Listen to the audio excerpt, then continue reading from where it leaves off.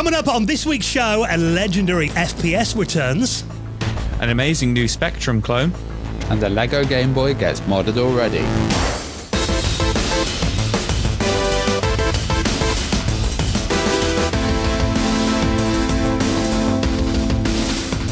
And the Retro Hour podcast is brought to you every Friday with our friends, our sponsor at Bitmap Books. Now, have you seen their incredible latest title, 50 Indie Games That Changed the World? Now, this is the ultimate celebration of what it takes to get a video game made outside of the typical AAA studio system, including pixelated classics like Shovel Knight and Dead Cells to masterpieces like Super Meat Boy and Limbo, all covered in here as well, and weighing in at a massive 450 plus pages. You can check it out and the rest of their retro gaming collection at bitmapbooks.com.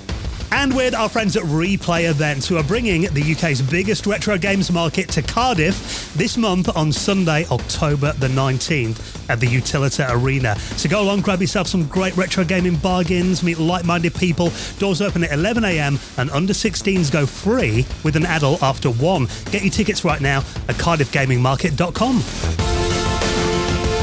Hello and welcome to the Retro Hour podcast, episode number 501, your weekly dose of retro gaming and technology news with me, Dan Wood. Me, Ravi Abbott. And me, Joe Fox.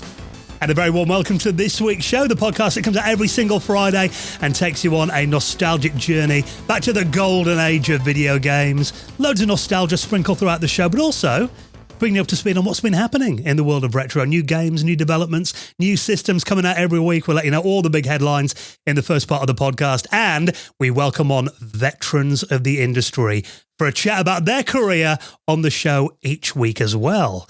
Now, today we're going to be continuing our massive episode 500 celebrations. Just want to say as well, a huge thank you. How much fun was last week's show? Not only streaming it live to the patrons, but I imagine you guys actually sat down and watched that huge compilation of all our listener good luck and congratulations messages at the end. Yeah, it was really nice. And I'm just amazed with your editing skill as well. Just pumping out these episodes. This is how it's going to be. We're in the 500s, guys. This is pretty crazy. And, we're still keeping that consistent good guests on the podcast, and Roger Hector is definitely that. We had him on the last episode, and he was talking about his history in Atari, the early days of coin-op, and we're going into the kind of 16-bit world now. We're going into Sega, absolutely huge company, but also Disney, and some of the stuff that he was doing with Disney, which is kind of your jam, isn't it, Joe? Yeah, it was really, really good. I was actually telling somebody at work about Roger Hector today, and I was like, oh yeah, after Atari he did EA, he did Sega, he did Disney, and then he actually went on to, which we didn't cover because it wasn't video game related, but he went on to Universal Studios. Yes. And he turned around and he went, what was he going for? Like the full bingo card, like of all the big companies. And I was like, yeah, he wasn't far off. But really, really, really fun interview. We basically cover, the 70s and the 80s in part one. And this is more kind of the late 80s, early to mid 90s, isn't it? And he's bringing stuff like, his experience of branding, but also his experience of, mascots. He managed to get those into video games, particularly with EA and the starting of EA Sports, that growing into, later on, of course, with Mickey Mouse, which is one of the world's biggest mascots. So, having a responsibility of how Disney characters are going to be presented on video games, and then going into Sonic. Really interesting interview. And also, I'm very excited to hear the story of Michael Jackson's involvement with Sonic 3 as well, which might throw up a few surprises in the interview this week. So I know there's been a lot written about that over the years. So Roger Hector, our special guest this week, he's going to be on part 2 of the audio podcast for YouTube viewers. We are on YouTube now. That'll be out on Monday. So looking forward to part 2 of that massive interview. But of course, before we do that, we bring you up to speed on what's been happening in retro from over the last week. Just to mention as well, Ravi and I are heading out to Germany next week, aren't we? Yeah. Going to the huge Amiga 40 celebrations. Yeah, that's going to be amazing. We've been to previous Amiga Germany events, but this one seems like it's the peak. I've heard they've sold over 1,000 tickets for Saturday, wow, which is just bonkers. I'm going to be on stage interviewing Eric Simon as well, so that should be really interesting. Talking about some great gaming history. There's going to be loads of guests, actually, some really good stuff. There's some DJs as well. Remute is one I want to see. We've talked about him on the podcast quite a lot, and he's, put all these albums out on different formats on Mega Drive carts and stuff like that. So, having him performing live will be really cool. Hopefully, I'm a drink at the bar and get him on the podcast, Ravi. Yeah. Hopefully, we'll get him on. get him on the podcast. Yeah. Yeah, so it's massive 2-day celebration for the Amiga's 40th birthday happening in Germany. I think there are still some tickets left for the Sunday at time of recording. Oh yeah, I think they're quite hard to get. Yeah, but my tip is email the team and say, there might be a few around. Yeah. Now, when Marcus, the organizer, Ravi, what did you say that for? My email went about that. Bombarded. Yeah, but if you are coming along next weekend in Germany for the Amiga 40, come say hi. Really hyped for that. But of course, lots happening this week. Now, of course, now that we are into October, countdown to Halloween is on. See the pumpkins and the you boys are Halloween so excited about it. I'm never excited about Halloween. I'm never like, oh, it's Halloween. It's always Dan. I am. I'm one of these guys. There's a big place in the UK called The Range, which is like where you basically go get furniture and random stuff. They dedicate the whole top floor to Halloween around this time of year. Bit of Christmas stuff creeping in. I started walking around and looking at all the tat. I always liked Halloween. But of course, shining. Do you remember a few years ago, actually, didn't we do a landmark episode? I think it was episode 300, when we recorded it at my house in my studio on Halloween.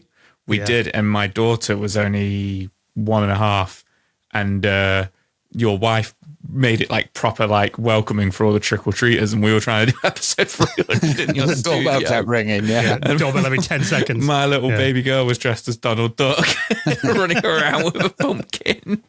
I did try to get these guys to dress up for it, but they didn't. Yeah, sports. But, I mean, you do get into creepy video games, and they're all year round for you, Joe, particularly this time of year. They've got a bit of an excuse to get into them. And this is really cool. A legendary FPS game is back for 2025 in time for Halloween. You can actually pre-order this right now, actually. This is Blood. Yeah, you know what? It's funny because of how long we've been doing the podcast for now, obviously 10 years. We covered this in 2019. Wow. That Blood had been remastered for PC by Night Dive Studios. And I remember saying, I've always wanted to play Blood. So Blood is in the, what's the engine called? The Doom engine.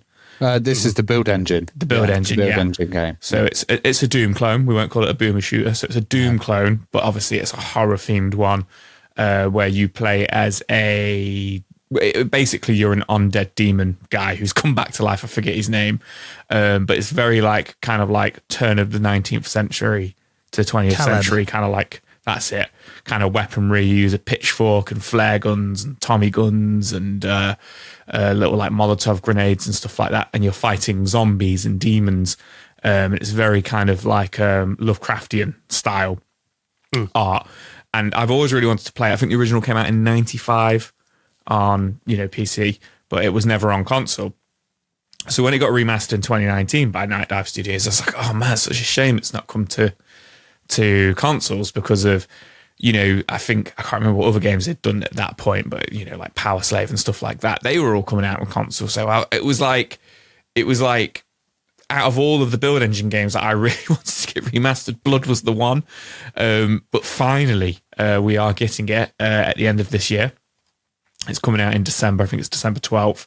And it is going to be coming to Steam because it is another remaster. So this is the refreshed supply. I love the name because, it was Resupply originally. So, refresh supply. So this is refresh supply. So it's been remastered again. It does look absolutely fantastic. It's coming out on Steam, good old games, as well as PlayStation and Xbox, which I absolutely love. No Switch, though, interestingly, which most of these games do, don't they? So I don't know if that's because it's quite a violent game and you know what Nintendo are like. No, they're not that bad anymore, though. They're not like Mortal Kombat and stuff comes out. True. It could be, Might happen eventually, you never know. Might be working on it. It's interesting. We had Kevin Killstrom on the podcast, episode 454, and, he's talking about all the design that went into Blood and how they did a lot of they actually built the creatures and then did a lot of the art based on that. It's really interesting. It was a shareware game as well, originally. Yeah. A lot of them were back then, weren't they? Yeah, a lot of the FPS games. I'm wondering if this has the... it is the multiplayer one called Bloodbath, I wonder if they're going to bring that back, the multiplayer capabilities of it. I'm sure they will. That'd be cool. Well, with this one, it does have like community mods. And then I believe is an extra episode, which is coming out later. So, you get the kind of like the base game. And then there's an episode 2 called Biopsy, which just says coming soon. Like I say, I'm not familiar with the original Blood, so I don't know if that's a completely new kind of like, campaign, or if that is an old one that, was released back in the day and now it's coming out. But it looks like there's quite a few episodes on there, which is cool. So a lot to get your teeth sunk into. But I'm really looking forward to this one. I love, Doom clone games.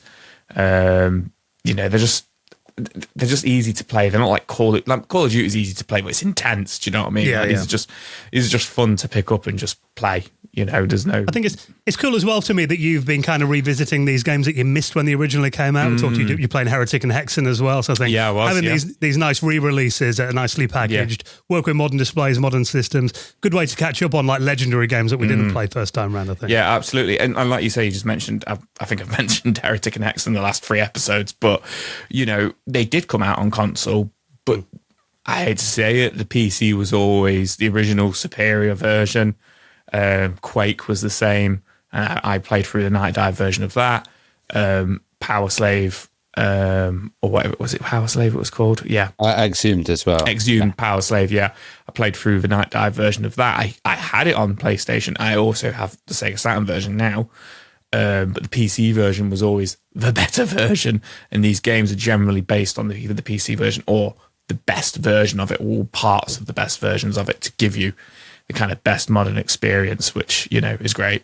All the console fans are going, Joe, you traitor. But you're one of us. The PC always won on FPSs, I think. Yeah. I mean, this does look awesome. I mean, one thing that people always talk about with FPS games is playing it with a keyboard's a lot nicer than using a controller. Which I'm with you on that, Joe, but I know a lot of people are like, keyboard for life. It does turn out that you can actually play this with a controller or a keyboard. It does support both.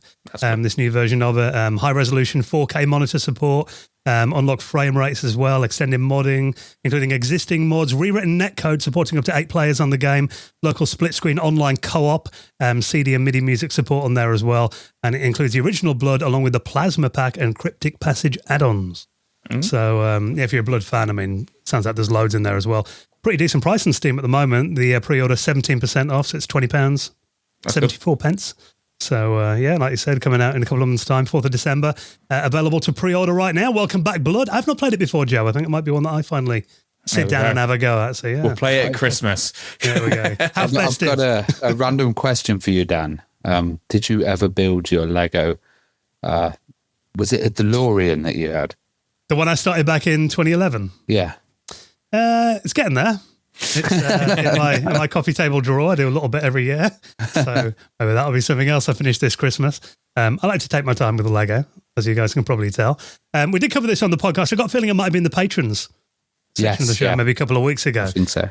So we'll recap it for everybody else, that there is a official Lego Game Boy that you can get hold of. So tell us a backstory on this. I mean, we did cover it for patrons, but for everybody else.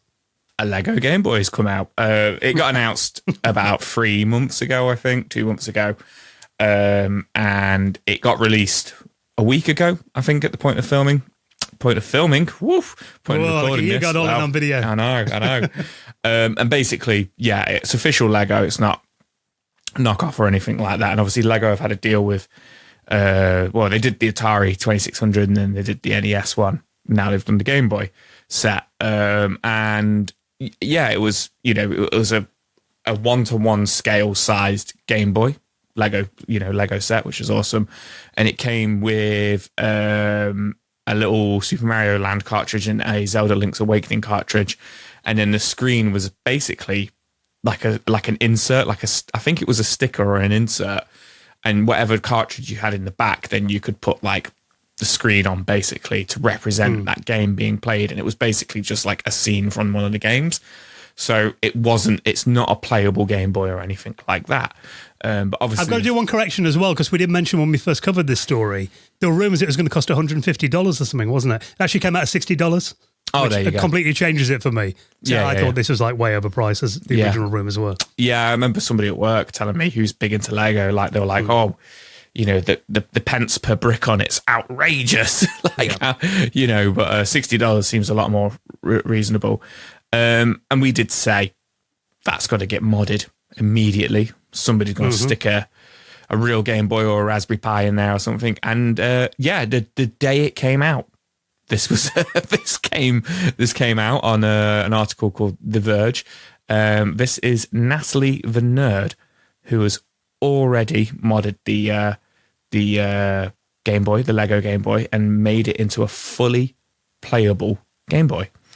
She's used the smallest kit to do it possible. So kind of smallest components to actually have a real Game Boy in there. Running and working, which looks really cool. But I was also looking on YouTube as well, and there was a couple of people. So there's Natalie, the nerd, who's using the original hardware. There's also another guy called Ferriman Hero, and he's got it running like Raspberry Pi style. I'm not sure if he's using a Raspberry Pi, but he can play Doom on it. And he's saying he's going to make... That's not original hardware then. No, he's going to make a component kit that will hopefully mean people can do conversions. He might do a small run of those. So there might be a kit coming out, to convert your Lego Game Boy, which would be really cool to see.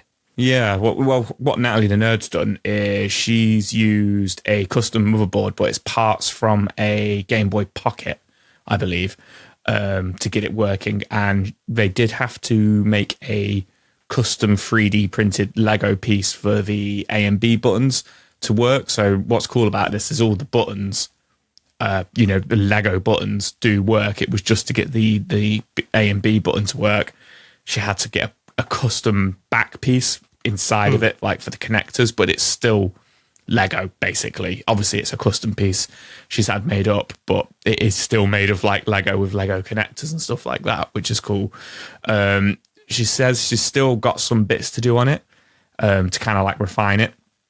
But once that's done, she'll reveal more on a blog, and I believe including like steps on how to do it yourself and stuff. But it's just funny, like these things never take long, but it's like the day it came out. Yeah. I didn't expect it to be quite that quick, if I'm honest. But yeah. So Joe, you resell quite a few games. Have you done any Game Boy repairs yourself? And no, nothing like this. No, I solder batteries, but basically usually any sort of like broken consoles, unless it's like I've replaced a few screens on Game Boys.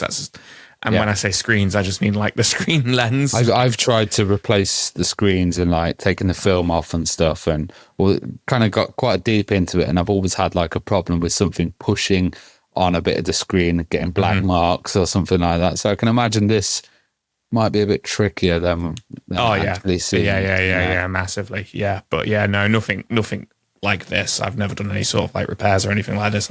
I've took stuff apart and cleaned it. That's about as far as it gets, and replaced batteries. So I've got a feeling last year, didn't you and I make a New Year's resolution? We both said, right, this is going to be the year that we'll learn to solder properly. We have to send our systems away to get recapped. You've gone further than I have, to be fair. I was going to say I'm quite pleased with myself. I can do like a Game Boy battery in like a couple of minutes, and I can do a pretty clean job of it.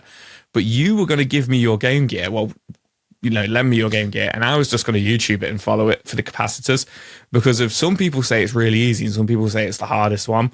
So I was just like, I'll give it a bash, but I've yet to get my hands on one or come over and actually I've been over to your house a few times in the last few months, but I've just not picked it up. I might let you practice on something a bit less valuable, maybe an old graphics card or something. Interestingly though, I've got to give a shout out to Dan, who left us a nice message last week. He did mention we should cover the Oozebox more, which is like this homebrew console that he's made. Okay, and he actually did send me the kit to make my own. So I've got to solder it all together myself. So I've got to get my soldering skills a bit up to scratch to give that a go. Hopefully I'm going to do a video on that at some point in the next few months. So I just, this is no disrespect to Dan, who's made the Oozebox, but disrespect to our Dan. Episode of Simpsons where they go to Itchy and Scratchy Land, and one of the robots takes its helmet off, and like you can see all the components, and Marge goes, "See, Homer, look at all those components. That's why your robot never worked." That'll be it. This should power on. There's no chips on the board. I can just imagine that with you, Dan. Either way, it'll be entertaining. So I'll say that. But I mean, I built a monster joystick and I couldn't figure it out. Yeah, so.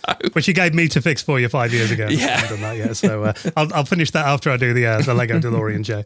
But yeah, props to Natalie the Nerd, who is obviously far more skilled than we are in these kind of things. For getting the Lego Game Boy up and running. So I want to read more about that. And as you mentioned, she's going to be releasing the plan. She actually sells components as well. So hopefully there will be, I imagine PCBWay can make it one of these boards. Hopefully there will be a lot more of these out there. So if you want to check that out, I'll link that in the show notes. Now, something else that's very cool, if you are a bit of a modder and you want to make your own Spectrum, you've got a spare Specky case lying around. This is something that I'm still trying to get my head around a little bit, but this is a ZX Spectrum clone that looks really small, about the size of maybe 30 centimeter ruler, really small little board that apparently is a full Specky clone that you can fit inside the original case. Yeah, it's like a 1x1 replica, but it's using modern components. So the thing about this is it's very different from like the Spectrum Next, which is a kind of future vision of the machine. It's got really expensive components, and it's quite an expensive machine. This one is aimed to be cheap.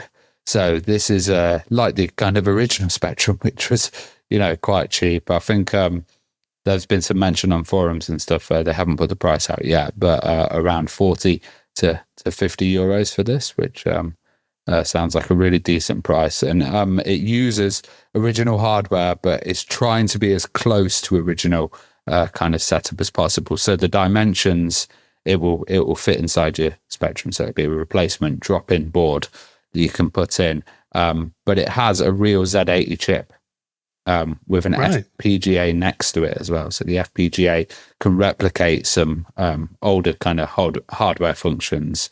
It's got better sound as well, so it's got 2 AY chips in there. It's got the Spectrum modes as well, so you can do 48K, 128K, and a +3.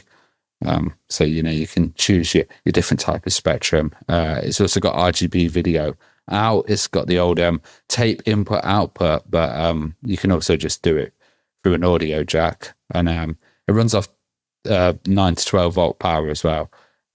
So, being able to run it off that, off USB-C as well, I think there's talk of. But yeah, it looks like it's really got potential to be a cheap kind of Spectrum replacement. If your old machine's dying, just buy this for a cheap price, drop it in, and then you can, play away at your heart's content. I find it interesting that it's got the real Z80 and an FPGA on board. I think that's really cool. And this is like the price of FPGAs are getting really, really, really cheap nowadays. So I have to keep remembering that. It's when I hear FPGA, I think like, £400 Mr. board, but they have dropped a lot in recent years. No, so like the Tang Nano is like, around $20 for an FPGA, so these prices are really dropping, and you can use them in a small way to emulate certain chips. Just to do little functions. They don't have to be a full FPGA system. I like the idea of having them, supplementing something or being on the side or working with a machine. And this is a nice idea of kind of being able to upgrade the Spectrum. And obviously being FPGA as well, you can flash cores onto it. So apparently it's going to be several modes available, 48K original, 128K, Pentagon modes, the Amstrad +3 version of it, the Timex as well. I imagine there'll be a few of the dodgy Russian clone cores that you can flash onto it as well. You'll get the Russian Spectrums in there as well, yeah. Yeah, so if that price that you mentioned is true, then I think this could be really popular. Because, if you can basically get an FPGA Spectrum clone that fits inside the original case, I think that's one thing that's really appealing about this. Basically, you can screw it in; it should match up to the case mounts. And also, we have seen clones of the Spectrum Next as well. So we've seen cheaper FPGAs of the Spectrum Next where you can put the firmware on. I know you can't update it like you can with the Spectrum Next. I think there's some kind of restriction, but you can still kind of do a lot of the functions on a cheaper device. So it is really like the reduction of price in FPGAs. Really amazing, and we're going to be able to see lots more of this. I can't wait to see like little FPGA chips for arcades that you can just put in and replace certain hanging off your keyring. Yeah, yeah. You can. Well, the Tang Nano, Yeah. is small enough to do that. Definitely.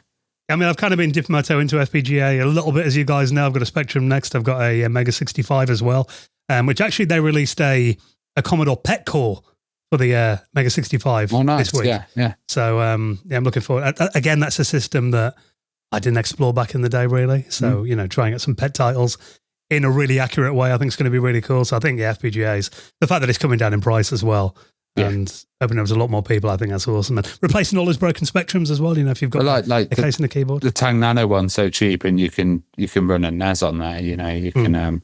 I think there's SNES ones coming out and stuff. So loads of different cores are getting developed for these smaller systems. Fantastic. If you want to read more about that, not available yet, but there is a website with more information. It's on Lotharek's website. There's a lot on the Atari and Amiga world as well. Yes, yeah, really good store. Yeah, from Poland. So have a look at that. There's a page on there dedicated to it, and hopefully will be available to get your hands on very soon. That's something else that I imagine Joe is rather hyped for. Being our resident monster. Another horror game. This one is a new unofficial. Yeah, he does Dream Monster quite a lot as well, actually. Yeah. An unofficial GBA port of another horror classic. This one is Clock Tower. Now, it's not a game that I play, but I am aware of the legendary status of Clock Tower. Yeah, so Clock Tower came out on the Super Nintendo in Japan in 95, I believe it was. And then it got ported to the PlayStation, and then the sequels came out on like PS2, etc. I think it was about 3 or 4 Clock Tower games in the end, but never got released on any further Nintendo systems, I don't believe. And then the company that made the games went bankrupt in the early 2000s. The original game was actually ported earlier this year through limited run and came out on PS5, Xbox Series X and Switch, I believe. And I do have the Xbox version of this game still in its cellophane, ready to play, and I might play it on Halloween. But there was apparently a version of it that came out on the PlayStation and the Wonder Swan in 97 as well. Oh, there you go. Yeah, an updated version, yeah. It looks quite a scary game. It's a point-and-click adventure game, basically, that plays in real time. And you play as a girl called Jennifer, I think her name is, and you are I want to say you're in an orphanage.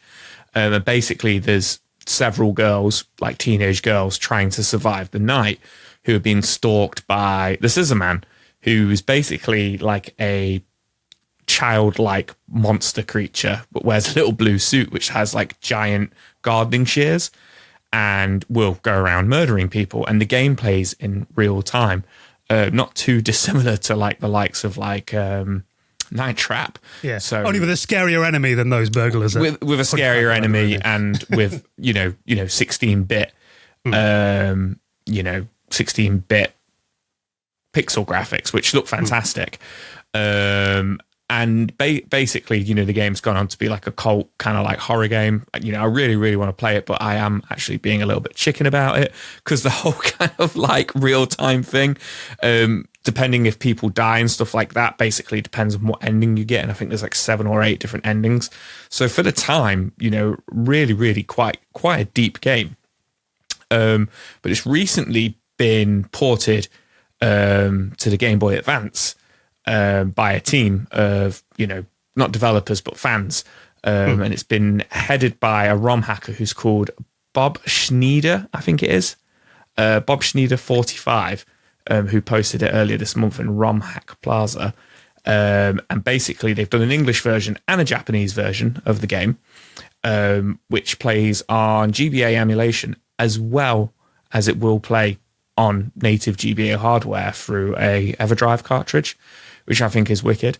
Game Boy Advance, yeah. Game Boy Advance, yeah. Advance, to be clear, if I keep saying Game Boy. So it's Game Boy Advance.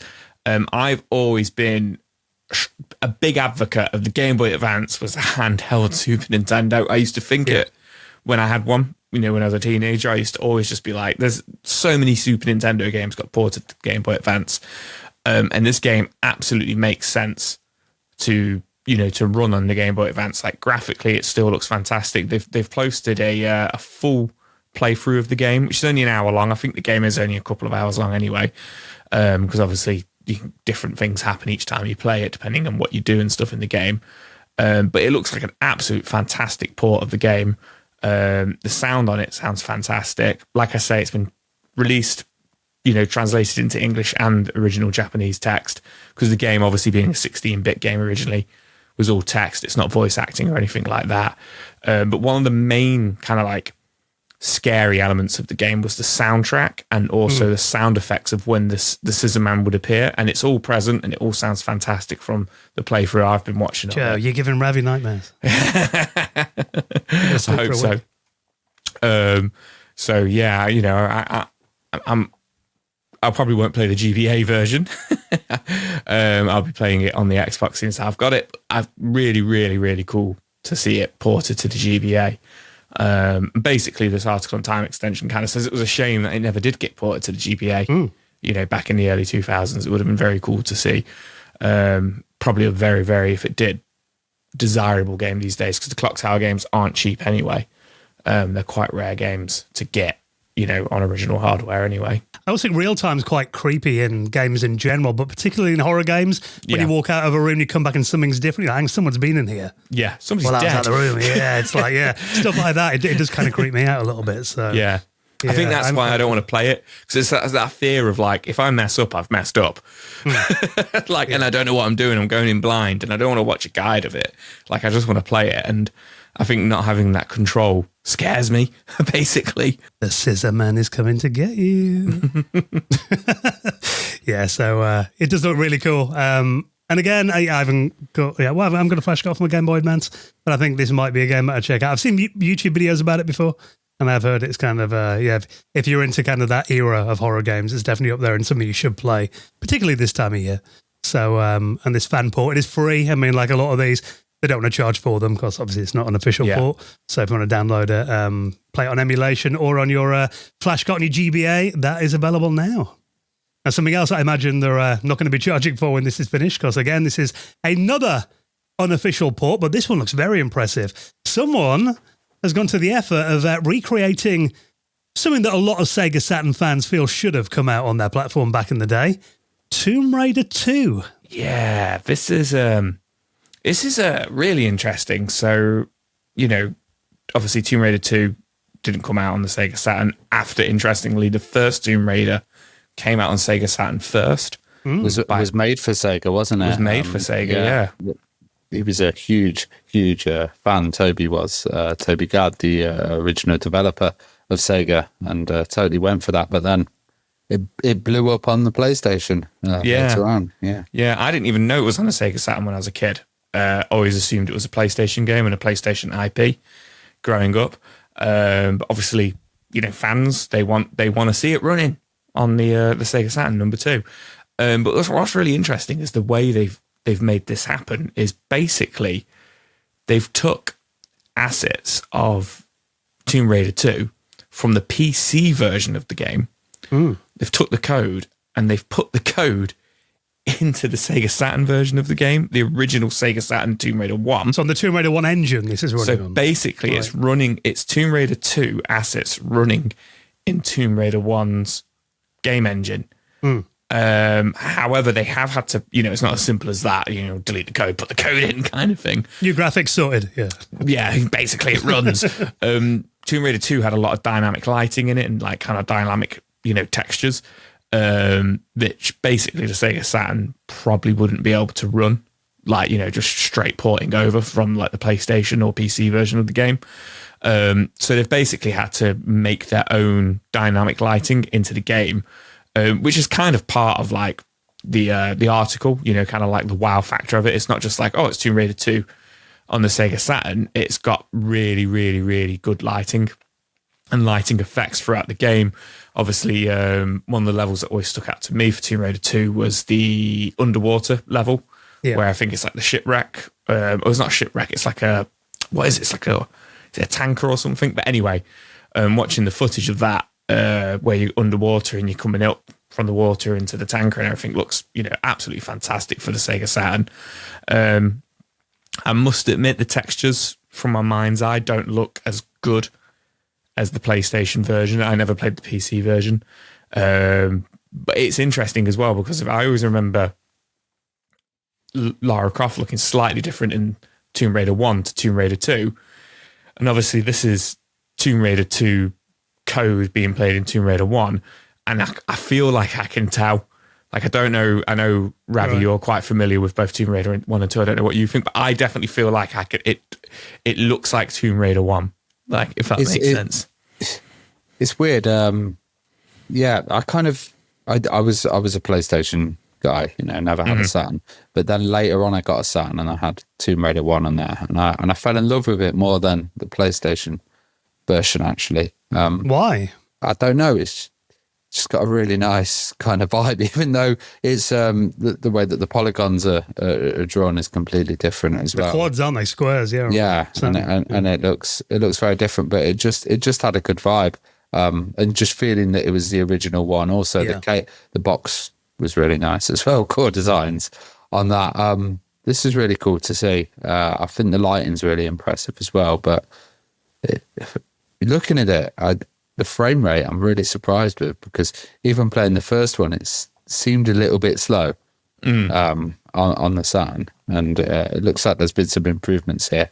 And it looks like it's a fan project that are doing this. Of course, together, and hats off to them. Like, hopefully we'll see some more Tomb Raider stuff. Yeah. But, it's just one guy, actually. Yeah, Retro Raider John is his name. So he's been working on this for about 3 years now. And wow, dedication. So I forgot to mention as well, it's the full game. This isn't like a proof of concept. We've covered these in the past where it's like, Metal Gear Solid running on the Sega Saturn, but it's just the first area, or the first 20 minutes of the game.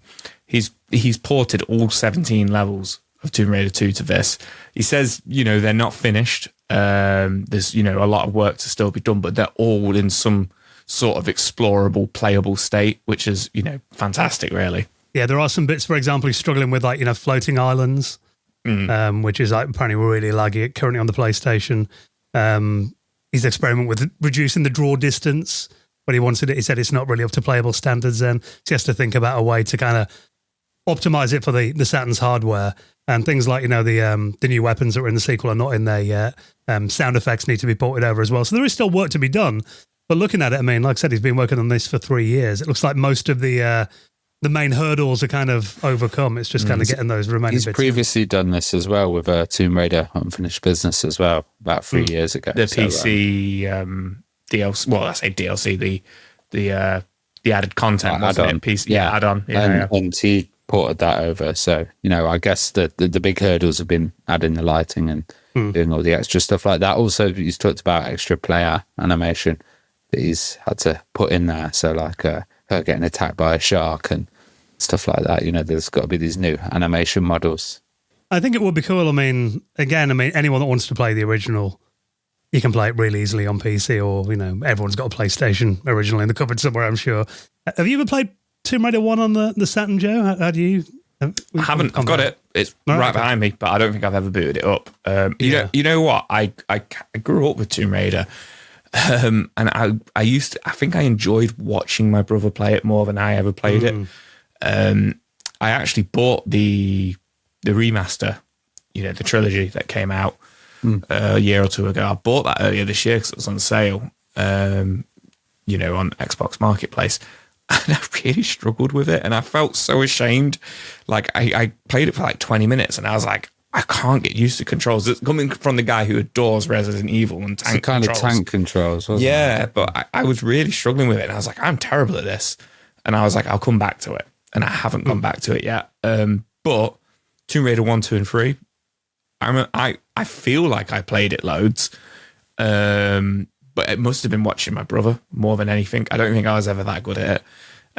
But yeah, no, we had them on PlayStation. We like I say, we didn't have Sega Saturn either. Same as Ravi. Got one as an adult much later. But I have it because I went through a phase of like wanting to try and get every game that came out on both consoles. Yeah. So, and I'd like, I have both versions. I've got the PlayStation and the Sega Saturn version. Realised very quickly that that'd be really expensive. So, and you got all those Japanese exclusives as well. You're like, yeah. Maybe not. But my memories are the same as you. 'Cause my brother, it must have been Christmas 96, he got a PlayStation 1. And he got Tomb Raider with it. So that came out October 96. And I've got really vivid memories of that Christmas being in his room and him playing it and me just kind of watching, being amazed at it. I remember, because I still had an Amiga 1200 was my main system then, holding the PlayStation controller and being like, God, there's so many buttons. People keep track. I felt like an old man then. I was only a teenager. Yeah.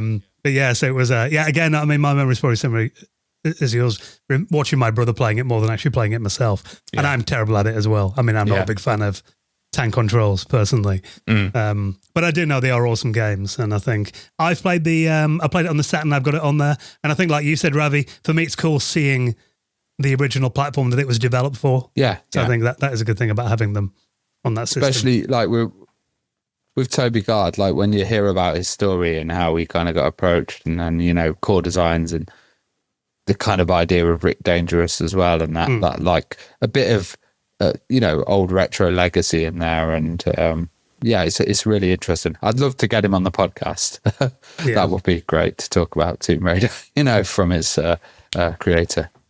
Of course, we have done several Tomb Raider episodes with the core crew in the past, so going to get more of the inside story. Definitely have a look at the back catalogue. This is a work in progress, so it looks like he's very optimistic about it. He said it's coming together very nicely, so hopefully we will get that fully playable version of Tomb Raider 2 for the Sega Saturn at some point soon. So to read more about that, and of course all the rest of the stories, you don't have to Google around. I save you the job every week by putting them in the podcast show notes, and you can click through to the website at theretrohour.com. Little reminder as well that we do have a Patreon that supports this podcast. If you head to our website as well, theretrohour.com, you can back us on there.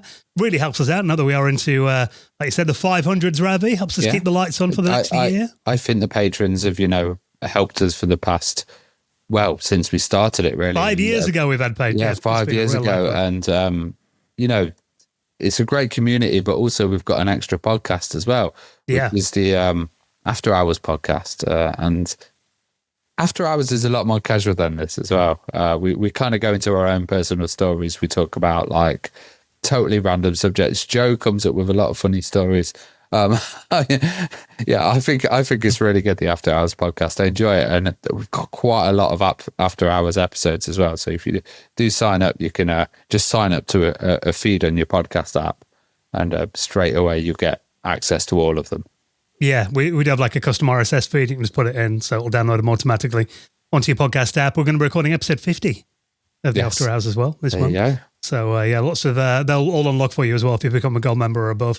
Also, patrons get an ad-free episode. We do a few extra news stories every week as well, just for our patrons. They're on the way in just a minute. So if you'd like to join our wonderful community, all the details to sign up are at theretrohour.com. And of course, the Hangout as well, where we basically do a massive Zoom call. Get as many of our patrons that want to come on and geek out for a couple of hours at the end of every month. Going to be doing that on the final weekend of October. So all the details to join us on there on our website right now. Okay, our special guest going to be getting part 2 of our chat with the legend that is Roger Hector. He's coming up on the podcast in just a minute. Before we do that, let's take a quick second to give a massive thank you to this week's sponsor. And of course, it is a long-running sponsor, huge supporter of this podcast. It is our friends with the sound that we all know by now. Some mates at Shopify. Now, that is the sound of making a sale on Shopify. And the thing about it is, you might be listening to this thinking, well, I do a little bit of, selling. Like my wife, she does like embroidery, sells a few designs on T-shirts. I've got a mate who makes his own like custom T-shirts and jewelry and that kind of thing. Shopify's perfect for you if you're at that level, but also massive household names use it as well, like Mattel and Gymshark. So however big you want to grow, Shopify will be there to grow with your business. And the great thing about it is it takes care of all the complicated stuff for you. I think it's pretty amazing because, when we talk about Shopify, people assume physical products, but digital products and digital delivery is really important. So you don't actually have to have, an inventory in your house, stockpiling stuff. You can, have a digital inventory of some of your works that you've created. You can watermark them as well. You can have digital rights management, be able to sell them with instant delivery as well. So they'll get delivered straight away to your customers, and, they'll be able to download it from a link as soon as they've purchased it. I wish this was around when we did our our book, because we did like an ebook version, didn't we? Yeah. I had to literally go through and email every single customer individually. This does it all for you. Great thing about it as well is it gives you a design studio. So there are hundreds of ready-to-use templates. And it really means that you can have a gorgeous online store matching your brand style, your colors, your fonts in there as well. If you want to dig deep into the CSS and HTML, you can do that, but you don't have to. They all look beautiful. And it gives you AI tools that are really helpful as well. So it can help you with your product descriptions, your page headlines, even enhance your photography as well, and help you get the word out there as well. That is often a big problem for a lot of people starting a new company. It's doing the marketing, isn't it? Because it takes up so much time. But with Shopify, they can help you with your email and social media campaigns. So basically, wherever your customers are scrolling or strolling, Shopify will be there with you every step of the way. It's basically like having a commerce expert with world-class experience with everything from managing inventory, international shipping, even processing returns and lots more as well. So if you sell anything at all, you're ready for Shopify. Now, why don't you try our link? Helps out the podcast. They know that we sent you, and you can try it out for an incredible trial price, just £1 a month. So head to this link, shopify.co.uk/retro hour. They know that we sent you. Shopify.co.uk/retro hour. I'll put that in the show notes, and get ready to take your big business to the next level and hear a lot more of this. All right, well, thank you for checking out the news this week. We'll have more for you on next Friday's podcast.